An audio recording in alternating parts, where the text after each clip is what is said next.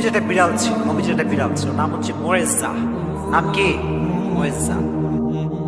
বিড়ালটা হচ্ছে আমাদের আবেগের জায়গা, ভালোবাসার জায়গা, এবং বিড়ালের জন্য অধিক পরিমাণে ভালোবাসা, মায়া, আদর মানুষের মাঝে ঢুকিয়ে দিয়েছে একজন। তিনি কে?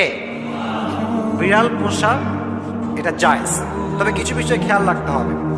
যারা বিড়াল পোষে বাসায়, বিড়ালের জন্য কোনো অবহেলা না হয়, কোনো অযত্ন না হয়। বিড়াল যখন খাওয়ার প্রয়োজন খাবার দিতে হবে, তার যত্নের প্রয়োজন যত্ন করতে হবে।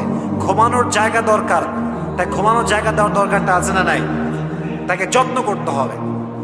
ইভেন হাদিসে এসেছে একজন মহিলা একটি বিড়ালকে আটকে রেখেছিল এবং তাকে খাওয়ার দেয় নাই, তার যত্ন করে না, তাকে ছেড়ে দেয় নাই।